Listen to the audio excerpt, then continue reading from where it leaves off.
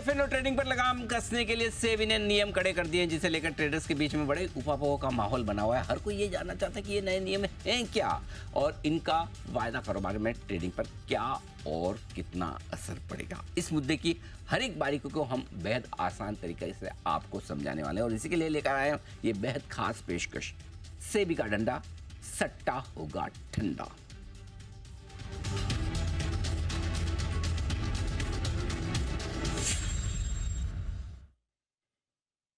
इस मुद्दे पर जो बात करने वाले सबसे दमदार और सबसे बेहतरीन एक्सपर्ट्स जो हो सकते थे, हमने उन्हें चुना इस शो के लिए। एनमी के नेशनल प्रेसिडेंट विनोद कुमार गोयल साहब जुड़ चुके हैं और एनमी के ही पूर्व प्रेसिडेंट राजेश बाहेती साहब भी। बीएसई ब्रोकर फोरम के पूर्व प्रेसिडेंट उत्तम बागड़ी साहब हमारे साथ स्टूडियो में है और देश की दिग्गज brokerage firm Anand Rathi share and stock brokers के सीईओ रूप भूतरा साहब भी हमारे साथ कार्यक्रम में शामिल हो चुके हैं। आप सबका बहुत बहुत स्वागत है।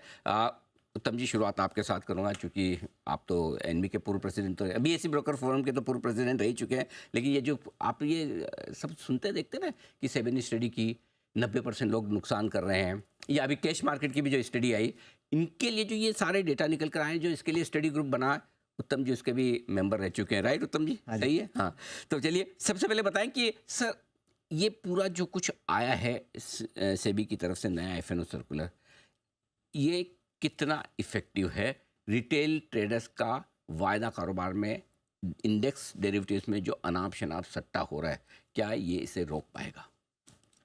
कुछ हद तक डेफिनेटली, बिकॉज सो सडनली जैसे पूरी दुनिया में हुआ है, जीरो डे ट्रेडिंग इंडिया में बहुत पॉपुलर हो गया। तो एनएससी ने शायद 5 प्रोडक्ट निकाल रखे हैं, बीएसई ने 2 प्रोडक्ट निकाल रखे हैं। सबसे बड़ा इम्पैक्ट इस सर्कुलर का ये है कि जो नंबर ऑफ प्रोडक्ट्स है वो कम किए जा रहे हैं। तो आपके पास रह जाएंगे दो प्रोडक्ट, एक सेंसेक्स का, एक निफ्टी का, जो आज के तारीख में शायद थर्सडे और फ्राइडे को एक्सपायर होता है। शायद एक्सचेंज उसका डेट आगे पीछे करे, बट ये 2 प्रोडक्ट रह जाएंगे जहां हम जीरो डे ट्रेडिंग कर पाएंगे निवेशक। सो दैट इज सबसे बड़ा चेंज, जिसे मैं कहूँगा सबसे बड़ा इम्पैक्टफुल चेंज है। उसके अलावा बाकी जो चेंज है वो इतना ऑप्शन होल्डर के लिए इतना कोई फर्क नहीं पड़ता, बिकॉज ऑप्शन राइटर पे ज़्यादा इम्पैक्ट करता है। तो ऑप्शन राइटर पर ज़्यादा इम्पैक्ट आएगा, ऑप्शन बायर पर नहीं, लेकिन असली मकसद तो ऑप्शन बायर को ही कंट्रोल करने का है, राइट? तो ऐसे में बाहेती साहब, क्या ऑप्शन बायर बढ़ी हुई लॉट साइज या फिर अपफ्रंट मार्जिन, इनसे उन पर कोई फर्क पड़ेगा सर? देखिए, आप प्रोडक्ट भी कम कर देंगे तो भी निवेशकों के पास, छोटे निवेशकों के पास ऑप्शन लेने की तो जरिया बना रहेगा, क्योंकि वो या तो जो वीकली प्रोडक्ट अभी चल रहे हैं उसमें ले लेंगे, या फिर वो और दूर के ऑप्शन ले लेंगे जहां लॉट साइज बड़ी होने के बावजूद टोटल प्रीमियम अमाउंट वही रहेगा। तो अगर सेबी की ये मंशा थी कि हम रिटेल, जो छोटे रिटेल है, उनको मार्केट में आने से रोकें, तो इससे बढ़िया एक तरीका था कि कोई ना कोई इनकम कैटेगराइजेशन कर देते या नेटवर्थ कैटेगराइजेशन कर देते, जिससे कि जो छोटे निवेशक है, जहां जो अपनी सारी पूंजी खो बैठने की रिस्क लेते हैं, उसके हिसाब से उनको लगाम हो जाता। लेकिन ये जो किया है, इससे भी फर्क पड़ेगा, लेकिन इससे ज्यादा जो प्रोफेशनल पार्टिसिपेंट्स हैं, मेरे ख्याल से उनको ज्यादा फर्क पड़ेगा और ओवरऑल वॉल्यूम्स मार्केट की कम होगी और लिक्विडिटी में थोड़ी सी फर्क पड़ेगी जरूर। ओके, लिक्विडिटी कम होगी, वॉल्यूम्स कम होंगे। बेहतर तरीका होता है कि जो भी ट्रेडर्स ट्रेड कर रहे हैं उनका इनकम सर्टिफिकेट या नेटवर्क सर्टिफिकेट माना जाए और उसके हिसाब से उनको ट्रेडिंग की छूट दी जाए। लेकिन गोयल साहब, चूंकि आप एनमी को रिप्रेजेंट करते हैं, प्रेसिडेंट है, ब्रोकर्स कैसे देख रहे हैं इनको और ब्रोकिंग बिजनेस पर किस तरह का असर पड़ेगा? लोगों को डर है कि भाई अल्टीमेटली तो 95, 97, 98% आप जानते हैं जितना वॉल्यूम है वो मैक्सिमम तो वायदा कारोबार से ही आ रहा है, एफएनओ से ही आ रहा है, तो क्या ब्रोकर्स के लिए बिजनेस कम हो जाएगा सर अब?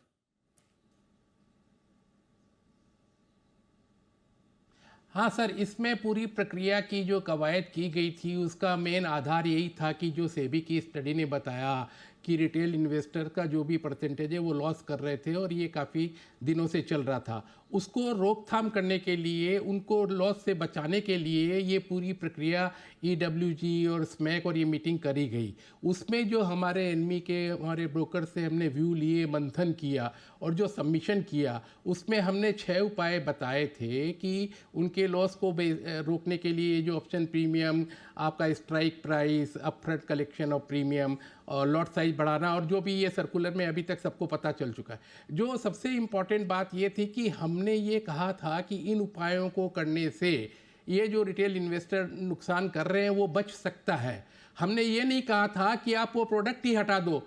आपको उचित होता सेबी के लिए कि इन साधनों का उपयोग करके 6 महीना साल भर चलाते और सारे प्रोडक्ट को चालू रखते और मॉनिटरिंग करते कि वो ये जो साधन अपनाए गए हैं इनका कुछ इफेक्ट पड़ा है कि नहीं, ये कारगर साबित हुए कि नहीं। उसकी जगह ये किया। साथ में जो सबसे इम्पोर्टेंट हमारा सबमिशन था कि जो लॉस हो रहा है रिटेल को, अज्ञानतावश हो रहा है, आप उसको शिक्षित करिए, आपका उसका नेटवर्थ का या इनकम का एक क्राइटेरिया करिए कि उसके नीचे के आदमी नहीं आ पाएंगे। और साथ में सबसे बड़ा हमारा सुझाव था शिक्षा का, जिसको तो कहीं कंसिडर ही नहीं किया गया और नकार दिया गया है। सर, आपको अंग्रेजी में एक कहावत है कि आप give a fish to a person for he will be satisfied for one day, you teach him the fishing, he will be able to make his living every day. Right, वो परिस्थिति थी। ये ज़्यादा उचित होता सर कि सारे product चलते रहते और उनको मॉनिटरिंग किया जाता कि ये उपाय लगाने से वो आपका उद्देश्य पूर्ण हुआ कि नहीं। तो आप ये कह रहे हैं कि एनमी प्रसन्न नहीं है और ऐसा लग रहा है कि मतलब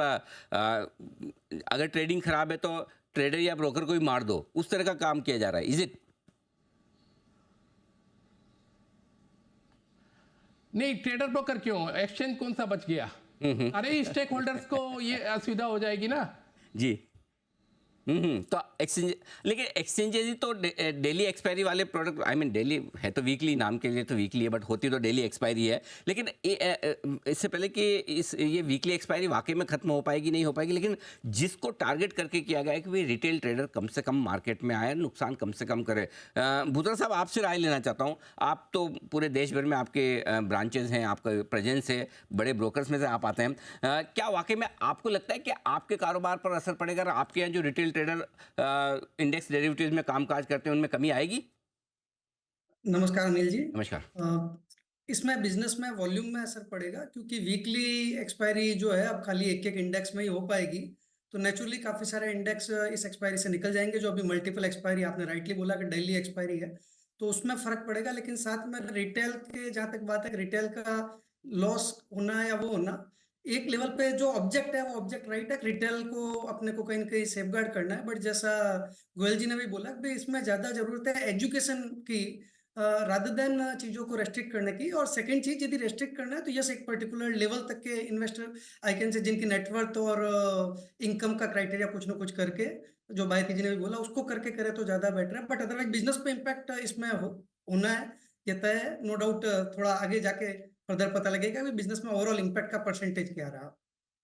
ये बात तो आपने सही कही, और गोयल साहब ने कि ज़्यादा से ज़्यादा अवेयरनेस लाई जाए। वैसे एक चीज़ बताऊं कि जिन प्रोडक्ट्स की अवेयरनेस सबसे कम है उसी में सबसे ज़्यादा स्पेकुलेशन होता है। For example crypto, for example वो क्रिकेट के गेमिंग वाले। तो जितना कम अवेयरनेस है उसमें लोग ज़्यादा जाते हैं, शायद यही वजह है। गोयल साहब, आप कुछ कहना चाहते हैं? इससे पहले मैं उत्तम जी से अगला सवाल पूछूँ। जी सर। हाँ सर, मैं ये कह रहा था आपसे कि प्रोडक्ट में कोई खामी नहीं है। आपको पता होना चाहिए, कोई भी एक्सपायरी, कोई भी कॉन्ट्रैक्ट, कोई भी एक्सचेंज इंट्रोड्यूस करता है तो सेबी से पहले अप्रूवल होता है, और वो एक्सचेंज में भी पूरा मंथन करके रिसर्च करके उसको लाया जाता है। तो प्रोडक्ट इटसेल्फ और the weekly expiry on the different indexes was not itself bad in itself. इसकी एग्जीक्यूशन वाली और आगे जो ये last hour of the expiry day में जो वॉल्यूम की बढ़ोतरी हुई, उसमें ज़्यादा अब्यूज़ या मिसयूज या कुछ भी हुआ है। लेकिन after all these all products were approved by the SEBI, no doubt. ठीक बात है। लेकिन एक चीज़ है, चलो मान लिया आपका पॉइंट ये ठीक भी है कि एक्सचेंज ने प्रोडक्ट बनाया, सेबी ने अप्रूव किया, ब्रोकर्स ने अपनाया, ट्रेडर्स को भी मजा आया। लेकिन मुझे उत्तम जी ये बताइए, भाई साहब, ऑप्शंस तो और इंडेक्स के ऑप्शन स्पेशली हेजिंग के लिए, इन्हें हेजिंग प्रोडक्ट माना जाता है। कौन सी रोज की एक्सपायरी में हेजिंग होती है? हेजिंग होनी है तो एक्सपायरी के दिन ही क्यों नहीं है, और हेजिंग होनी तो आखिरी 1-1.5 घंटे में क्यों नहीं, जहां वॉल्यूम अनाप शनाप होता है? ये तो सीधा सीधा सट्टा है। यदि कोई भी इसे हेजिंग का सुंदर नाम देता है, हाँ, तो वो खुद से झूठ बोल रहा है। करेक्ट, ठीक, मैं आपसे अग्री करता हूँ। बट यदि किसी को ट्रेड करना है तो ट्रेडिंग बुरी चीज क्यों है, ये सवाल है। अब finally I think expert working group में भी जब डिबेट चला, बैन कर दो, बैन करना सबसे आसान है, ठीक है। लेकिन कोई प्रोडक्ट चल रही है उसको बैन करना भी ठीक नहीं है। एंड आई थिंक रेगुलेटर एक बीच का रास्ता ढूंढने की कोशिश किया। एक तरफ वो बोल सकता था कि मैं सारे वीकली बंद कर देता हूँ, उनका पावर है। लेकिन बोले सारे बंद नहीं करने, लेकिन बहुत ज्यादा उसको कम करके उन्होंने एक बीच का रास्ता चुनने की कोशिश की है। दोनों एक्सचेंज को एक एक प्रोडक्ट दिया है, एंड ये डिसीजन कोई सेट इन स्टोन नहीं है। हो सकता है 6 महीने बाद, साल भर बाद रेगुलेटर बोले कि नहीं मुझे ये दोनों भी नहीं चाहिए, या बोले नहीं अब मुझे सब चीज़ समझ में आ रही है, वापस शुरू करके हम एक्सपेरिमेंट कर सकते हैं। आई थिंक ये उनकी थॉट प्रोसेस है। देखो वापस तो होने वाला नहीं उत्तम जी शुरू। ये तो आपने करके देख लिया यार, इतने अनाप शनाप वॉल्यूम पूरी दुनिया में सबसे ज़्यादा वॉल्यूम हमारे एक वायदा कारोबार में, तो वापस और ज़्यादा होंगे कि नहीं होंगे वो वाला सवाल है। इस पे मैं जाता हूँ जरा एक बार बाहिती साहब से जानना चाहता हूँ। बाहिती साहब, क्या आपको लगता है ये फाइनल है या अभी सेकंड इंस्टॉलमेंट आने वाली है, एक और कुछ और इस तरह के आने वाले हैं? मेरे ख्याल से जो इनकम और नेटवर्थ क्राइटेरिया है, इसमें से कुछ ना कुछ तो जरूर आने वाला है। यहाँ पे ये रुकावट नहीं होगी, क्योंकि सेबी ने इसको बायती साहब, पहले ही ये पॉइंट नोटिस आपने भी दिया रखा, है। ये पॉइंट रूप जी ने भी रखा, ये पॉइंट गोयल साहब ने भी रखा कि 2017 में मुझे याद है जब ये प्रपोजल आया था भी कि नेटवर्क सर्टिफिकेट ले लिया जाए, तब ब्रोकर कहते हैं हम कोई चार्टर्ड अकाउंटेंट है, हम बना के दे सर्टिफिकेट, हम क्यों करें? तब तो मना करते थे। अब ये कड़ा वाला रूल आ गया तो आप कह रहे हो ये ले आओ। नहीं, अगर सेबी को कुछ करना ही है तो हम तो यही सजेस्ट करेंगे कि आपने अगर ये डिसाइड कर लिया है कि आपको ये रोकना है निवेशकों को मार्केट में आने से, तो उसका तरीका हम बता सकते हैं। हम तो ये नहीं बोल रहे हैं कि आप करो, ये हमारा प्रपोजल तो था ही नहीं कि आप इसमें कुछ भी करो। लेकिन अगर उन्होंने एक उद्देश्य रखा है, तो उस उद्देश्य को पूरा करने की जो सबसे बढ़िया तरीका है, वही हम सेबी को सजेस्ट कर सकते हैं। अच्छा, उससे ज्यादा हम क्या कर सकते हैं? ठीक बात है। गोयल साहब, ये बताएं कि ब्रोकर्स को सबसे ज्यादा आपत्ति, ये 6 नियम जो आए हैं उनमें से सबसे ज्यादा किस पे आपत्ति है? कौन सी चीज ज्यादा चुभ रही है? हाँ सर, ब्रोकर्स ने इन प्रोडक्ट्स को पॉपुलराइज करने में काफ़ी मेहनत करी, श्रम किया, समय दिया और एम्प्लॉयमेंट दिया। एक एक ब्रोकर आपको बताऊंगा जिनके पास 100 200 डीलर्स हैं जो इसको हैंडल करने के लिए उन्होंने एम्प्लॉय किए, वो all of a sudden unemployed हो जाएंगे। एक नंबर। दूसरी चीज़ ये है कि अभी इस आपके चैनल के माध्यम से वित्त मंत्री जी तक भी हमारे एनमी की बात पहुंचाना चाहूँगा कि उन्होंने जो इस बजट में ये जो ऑप्शंस है उस पर एसटीटी की रेट बढ़ाई है, और एक चैनल पे उन्होंने कहा था कि मैं एसटीटी की ये रेट बढ़ा रही हूँ जिससे ये रिटेल पार्टिसिपेशन रुके। लेकिन जब ये मेजर ले लिया गया सेबी ने और ये सर्कुलर, और इससे अगर वो रिटेल पार्टिसिपेशन रुकता है तो फिर उसको रोल बैक करना चाहिए। हम ड्यू कोर्स में सेबी से हमारे एनमी से सबमिशन देंगे, लेकिन अभी मैं आपको बता रहा हूं कि वो भी एक फैक्टर इसमें काम करेगा। इसके साथ जो स्टडी आई थी उसमें तो खुद ने सेबी ने स्वीकार किया कि 53% of the loss comprise of the brokerage and the transaction charges and STT and other levies, तो वो भी तो एक फैक्टर है ना। ठीक बात है। भूतरा साहब, आपको भी लगता है कि भाई कुछ और किया जा सकता था? बायती साहब का भी मानना है कुछ और क्या चीज़ ऐसी की, जैसी एंड ऑफ डे आपका भी, चारों जो एक्सपर्ट हैं हमारे पैनल पे, सबका मानना ही है कि भाई रिटेल का अनाप शनाप सट्टा नहीं होना चाहिए। जो कम समझदार लोग हैं, छोटे पैसे वाले लोग हैं, वो नुकसान करते हैं, और ज़्यादा समझदार high frequency trade, proprietary trade, algo trade वाले या हेज फंड्स वो पैसा बना के चले जाते हैं। करेक्ट, इधर से पैसा उधर जा रहा है। राइट, क्या करना चाहिए जिससे ये रुक सके? दो तरीके हैं। पहला तो मैंने जो बोला कि इसकी अवेयरनेस सबसे बड़ी चीज है, वो मैंने पहले भी बोला, वापस रिपीट कर रहा हूँ। दूसरा इंपॉर्टेंट पार्ट है कि ये जो चीज की है इसमें ज्यादा इम्पैक्ट जो है वो इसलिए, मतलब रिटेल की यदि बात करें, लॉट साइज जो बढ़ाई है वो अपना आप में ही एक बड़ा कदम है, इसमें कोई शक नहीं है। साथ में यदि रेगुलेटर को लगता है कि नहीं, डेरिवेटिव में यदि ओवरऑल बेसिस पे ये है कि उसमें ज्यादा सट्टा हो रहा है, सब कुछ हो रहा है, और उनको वैसा चीज लगता है, तो ओवरऑल मार्जिन सिस्टम में यदि उनको लगता है मार्जिन इंक्रीज करना, आज उन्होंने एक्सपायरी डे के दिन मार्जिन इंक्रीज किया है। एक्सपायरी डे के दिन खाली मार्जिन इंक्रीज करना अपना आप में एक बहुत बड़ी इसमें दिक्कत हो सकती है, जिसमें क्लाइंटों की जिनकी पोजीशन ऑलरेडी चल रही है, आज निफ्टी में करीब 11% मार्जिन है और बैंक निफ्टी में 13% मार्जिन है, वो मार्जिन अचानक लास्ट एक्सपायरी डे को बढ़ जाएगा प्रीवियस डे की पोजीशन पे भी, तो वो उल्टा तकलीफ क्रिएट करेगा। यदि रियल में यदि उनको मार्जिन बढ़ाना है तो या तो अक्रॉस द बोर्ड यदि मार्जिन को इंक्रीज कर दे, उनको लगता है कि भाई रिड्यूस करना है बिजनेस, अदरवाइज ये काफी बड़ा चैलेंज क्रिएट करेगा, और काफी क्लाइंटों की पोजीशन पे पेनल्टीज भी आएगी, जो ब्रोकर को कहीं ना कहीं पे पेनल्टी भी बेयर करनी पड़ सकती है, जहां भी क्लाइंटों का मार्जिन यूटिलाइजेशन पहले दिन पूरा था और उनकी पोजीशन आगे कैरी होती है। तो भूतरा साहब, इसका मतलब ये मान लेना कि एक्सपायरी 2 दिन पहले ही हो जाएगी, जो इफेक्टिवली नाम की गुरुवार की है। आप तो अपने क्लाइंट को सब बोले भाई गुरुवार तक वेट नहीं करूंगा, मंगलवार सोमवार को काट के खत्म करो, यही करोगे आप? नहीं, इसमें दो चीजें हैं अनिल जी। जिन क्लाइंटों के मार्जिन एक्स्ट्रा पड़े रहते हैं उनमें तो कोई दिक्कत नहीं है। ये कितने दिक्कत के वहां होते पे हैं आप होगी भी जहाँ पे जानते हो? क्लाइंटों के मार्जिन यूटिलाइज रहते हैं। हाँ। वहां पे क्लाइंटों का आपको एक दिन पहले जरूर आपको कंट्रोल करना पड़ेगा, और हो सकता है एक दिन पहले आपको मार्जिन की रेट ही ब्रोकर को खुद के यहाँ पे इंक्रीज करनी पड़े। इसमें ठीक, सोल्यूशन ये है। ठीक बात। यानी जी जी ये आपका अंडरस्टैंडिंग परफेक्ट नहीं है जी। बिकॉज नंबर वन ये ऑप्शंस को इफेक्ट नहीं कर रहा। ये यदि आपने ऑप्शन खरीदा हुआ है तो थर्सडे या फ्राइडे बेचने वाले का सर। ठीक है, जिसने ऑप्शन राइट किया हुआ है हाँ। उस पर भी calendar spread is usually in the futures. हाँ, तो यदि आपने नवंबर फ्यूचर लेके दिसंबर फ्यूचर बेचा है Right. और आज नवंबर का वक्त आज ही एक्सपायर होने वाला है हाँ। तो भैया यदि आप तो उस दिन मार्जिन बढ़ जाएगा, वरना बाकी सब नॉर्मल चलेगा।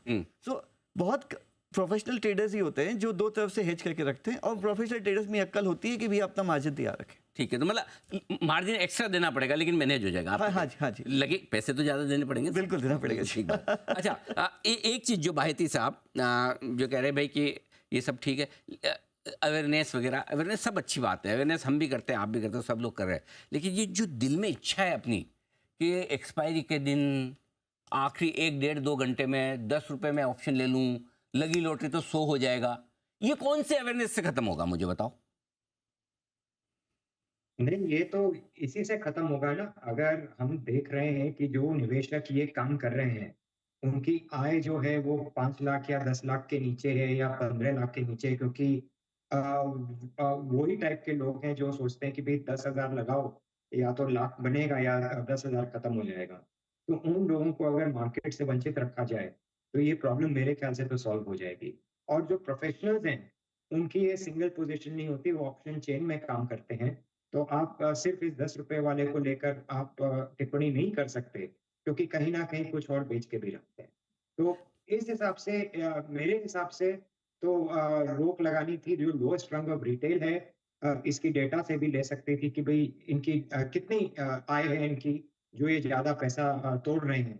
और उस हिसाब से कोई आय की एक दर अगर सेबी तय कर दे, तो छोटे निवेशकों का आना बंद हो जाए, जिससे मार्केट थोड़ा सेफ हो जाए। और अगर आप पैसे वाले हो तो आप तो 5 स्टार में भी जाके खा सकते हो वही इडली डोसा ₹1000 देकर। तो उसमें तो मुझे नहीं लगता है किसी को आपत्ति होनी चाहिए। चलो ठीक बात है। गोयल साहब देखिए, आपने अपनी फ्रेटर्निटी के लिए बिल्कुल प्रॉपरली बात की, और मैं आपको एक चीज़ के लिए कॉम्प्लीमेंट भी देना चाहता हूँ। जनरली ना ब्रोकर्स के जितने भी रिप्रेजेंटेटिव है कुर्सी पे बैठे होते हैं, लेकिन वो सोचते हैं मैं तो 1-2 साल के लिए हूँ, मैं क्यों बोलूँ। आप कम से कम खुल के बोल रहे हैं, उनकी तरफदारी तो कर रहे हैं कि उनको क्या दिक्कत है। लेकिन एक चीज़ मैं बताऊँ आपको, ब्रोकर्स भी बहुत समझदार हैं, कम नहीं है। एक्सचेंज उनसे ज़्यादा समझदार है। अब होगा क्या, चलो आपने वीकली एक्सपायरी बंद कर दी, निफ्टी, बैंक निफ्टी और सेंसेक्स, इनकी तो वीकली एक्सपायरी होगी जो आपका बेंचमार्क इंडेक्स है। फिर निफ्टी की मंथली होगी, बैंक निफ्टी की मंथली होगी। ये तो हर हफ्ते एक हाँ, वो नई तो मंथली चल रहा था, एक्सपायरी कर पहले भी देंगे। चल रहा था। एक पहले हफ्ते फिर निफ्टी की, दूसरे हफ्ते बैंक निफ्टी की, फिर पीएसयू इंडेक्स की आ जाएगी, किसी एफएमसीजी की आ जाएगी, किसी आईटी की आ जाएगी। हर हफ्ते 2-2, 3-3 एक्सपायरी आपको मंथली मिलेगी। आपका तो काम चलता रहेगा सर, प्रॉब्लम क्या है? एक्सचेंज ही कर देगा, आपको क्या चिंता है?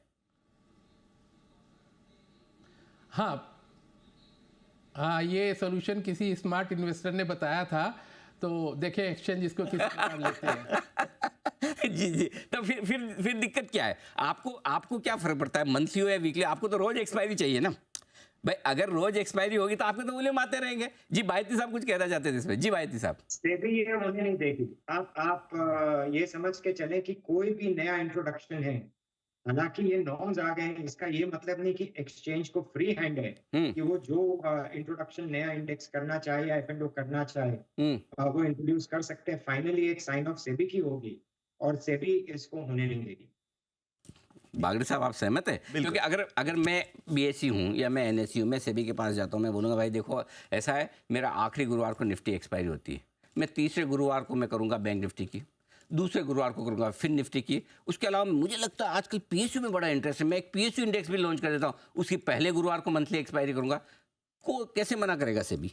सेबी के बारे में एक चीज़ क्लियर है जी, वो चाहे मुझे अच्छे लगते हो नहीं लगते हो, समझदार तो बहुत है। अच्छा, यदि आप बहुत दे आर वेरी इंटेलिजेंट, उसमें कोई शक नहीं है। उनके जो ऑफिसर उनसे डील करते हैं, तो यदि उन्होंने एक प्रिंसिपल बता दिया कि हमें ऐसे करना है, और यदि आप घुमा फिर के उस प्रिंसिपल को ब्रेक करने की कोशिश करेंगे तो रोक लगाएंगे। मैं राजेश जी से टोटली सहमत हूँ। अच्छा, वो करेंगे। गोयल साहब ये तो होने वाला नहीं है। अब बताओ ब्रोकिंग इंडस्ट्री कैसे निपटेगी इससे? नहीं सर, आप इसकी जो सर्कुलर की प्रस्तावना देखिए, स्टार्टिंग में ही बोल रहा है और आप भी बराबर बोलते हैं पाठशाला में, derivatives market assist at better price discovery, help improve market liquidity and allow investor to manage their risk better. जब आप ये स्वीकार कर रहे हैं कि ये चीज़ खराब नहीं है, इसकी ऑपरेशन साइड खराब है, और जो ये लास्ट आवर वाली बात है इसको तो टैकल करने के लिए इसमें 1 फरवरी 25 से वो लगा ही रहे 4 times in the day intraday monitoring, और 2% ELM जो एक्स्ट्रा लगा रहे हैं, तो वो भी तो एक रेस्ट्रिक्टिव फैक्टर होगा ना। तो हाँ, तो वो तो इसीलिए लगा रहे हैं कि ताकि आखिरी घंटे 2 घंटे में वॉल्यूम अनाप शनाप ना बढ़े, राइट। तो फिर वो तो जायज़ है, फिर गलत क्या है? हाँ, तो वही जो आपने प्रश्न उठाया उसी का सोल्यूशन है, उसी का तो सोल्यूशन हो जाएगा ना। तो आखिरी घंटे में जब सब उठ के नहीं पड़ेंगे और जब वो इंट्राडे लिमिट आ जाएगी तो अपने आप वहाँ पर उसको ब्रॉड डाउन करना पड़ेगा। तो माने मेरा यही कहना था, बार बार मैं यही कह रहा हूँ कि 6 के 6 मेजर अच्छे हैं, इनको आप चालू करके सारे एक्सचेंज में चला के साल 6 महीना चला के मॉनिटरिंग करते कि आपका उद्देश्य पूर्ति हुआ कि नहीं, लोगों के लॉस रुके कि नहीं, और फिर नहीं होता तो बंद कर देते हैं। हमें उसमें क्या दिक्कत है? देखिए, as a association we are voice of the capital market. हमें तो सबके स्टेक देखने हैं, हमें एक्सचेंज का भी देखना है, अपना भी देखना है, अपनी रोजी रोटी भी देखनी है, इन्वेस्टर्स का भी देखना है। हम तो बार बार बोलते हैं कि इन्वेस्टर हमारे अन्नदाता है, इन्वेस्टर है तो हम है, ब्रोकर है तो एक्सचेंज है, एक्सचेंज है तो चैनल है। चैनल पे सवाल आ गया चलिए, हमारे बारे में कोई तो सोच रहा है। गोयल साहब, उसके लिए धन्यवाद जी। बागड़ी साहब कुछ कहना चाहते थे जी। नहीं, देखो, एक जो आप क्या करना चाहते हो और आप कैसे करना चाहते हो। सेबी ने नक्की किया कि मुझे ऐसे ब्रेक लगाना है, तो ब्रेक लगाने के जितने भी नॉर्म्स है, जितने भी दिए हैं 6 में से, खाली एक इफेक्टिव होना है जिससे वो प्रोडक्ट्स कम कर रहे हैं। बाकी सबसे ऑप्शन राइटर के, ऑप्शन होल्डर को कोई फर्क नहीं पड़ने वाला। जो लिमिट है 500 करोड़ की लिमिट है, वो बड़े लोगों के लिए, छोटे लोगों के लिए लिमिट है नहीं। सो यदि वो जो करना चाहते हैं करने का ये मोस्ट इफेक्टिव जरिया है। अब ये उन्हें करना चाहिए कि नहीं करना चाहिए, उस पर हम अनलिमिटेड बहस कर सकते हैं। करेक्ट, उसमें कोई लिमिट नहीं है, but this is the most effective way of putting a stop. Daily वाली वीकली एक्सपायरी जो बंद होगी, रोज की एक्सपायरी, इससे सबसे बड़ा कंट्रोल होगा। इससे वॉल्यूम कम होगा, इम्पैक्ट कम होगा, वॉल्यूम मंथली की तरफ ज़्यादा शिफ्ट हो जाएगा। जो लोग, जिनको फिर भी ट्रेडिंग का शौक है, स्ट्रैटेजी लगानी है, लोग एक दिन के पुट की जगह 1 महीने का पुट लेंगे, या जो भी अवेलेबल है वो करेंगे। ये जो 2 प्रोडक्ट चालू है उसके अंदर खूब उसमें फिर भी एक्शन रहेगा फॉर सम टाइम, फिर उससे जजमेंट आएगा कि मार्केट क्या कर रहा है। बूथरा साहब कुछ कहना चाहते हैं जी। हाँ अनिल जी, उत्तम जी ने जो अभी जस्ट कम्युनिकेशन जो किया कि एक इस वीकली एक्सपायरी वाले को यदि वो होल्ड कर रहे हैं और वो यदि करके यदि आगे की चीजों के लिए यदि थोड़ा सा वेट करते हैं तो बेटर है, क्योंकि बाकी पूरी चीजें जो है वो ऑप्शन सेलर के लिए हिट कर रही है, और ऑप्शन सेलर में रियल वे में वो मार्जिन ऑलरेडी पूरा दे रहा है। आज की जैसे मैंने पहले बताया 11% मार्जिन दे रहा है, उसके बाद उस दिन आप एड ऑन मार्जिन करोगे तो वो एक्चुअल जिनकी पोजीशन खड़ी है उन सबको दिक्कत देगा। दूसरी साइड में एक और चीज है, उस दिन भी जिनको ऑप्शंस बाई करनी है तो ऑप्शंस बाई तो वो बाद में भी एज इट इज कर सकता है, क्योंकि ऑप्शन बाई तो बहुत लिमिटेड प्रीमियम में हो जाती है, और वो लिमिटेड प्रीमियम में तो कंटिन्यू रह सकता है। तो ऑप्शन सेलर को आपने यदि हिट किया है, जबकि ऑप्शन सेलर के केस में यदि 11% मार्जिन की बात बोलूं तो करीब करीब एक ऑप्शंस का लॉट जो है आज का भी जो करंट साइज है उसमें भी already margin 11% is sufficient margin, और फर्दर लॉट की साइज इंक्रीज हो जाएगी तो वो बढ़ जाएगा, तो even number of option seller वहां पर लिक्विडिटी का फर्दर चैलेंज आएगा। बट उससे ऑप्शंस प्रीमियम वाले का बिजनेस रिड्यूस नहीं होएगा, तो कहीं कहीं रिटेल को उसके बाद में भी वो चैलेंज कंटिन्यू रह सकता है, रिटेल इन्वेस्टर जो। तो 2 इंटरेस्टिंग चीज़ें कि सेबी का इरादा ठीक है, लेकिन अगर इस बजट से जो कुछ भी वायदा कारोबार के ट्रेड्स पे एसटीटी बढ़ा है उसका असर देख लेते हैं, उससे हो सकता है कि थोड़े रिटेल कम हो जाते हैं। और दूसरा, सिर्फ वीकली एक्सपायरी बंद करके देख लेते हैं, अगर इन्हीं से रिटेल का पार्टिसिपेशन कम हो जाता तो बाकी मार्जिन बढ़ाने की जो ज़रूरत है शायद वो नहीं होती, तो वो ब्रोकर्स को और एनमी और बाकी बीएसई ब्रोकर्स फोरम जैसी संस्थाओं को ज़्यादा पसंद आती। देखते हैं, अब सेबी ने नियम तो बनाए, लागू तो किए, धीमे धीमे लागू होंगे। 20 नवंबर से लेकर 1 अप्रैल 2025 तक अलग अलग चरणों में अलग अलग नियम लागू होंगे, तब इसका असर देखा जाएगा, समझा जाएगा। फिलहाल इस खास शो में अपनी बेबाक राय देने के लिए गोयल साहब, बाहेती साहब, बागड़ी साहब और बूथरा साहब, आप सबका बहुत बहुत धन्यवाद हमारा साथ देने के लिए। इस खास शो में इतना ही, बने रहिए हमारे साथ जी बिजनेस पर। नमस्कार।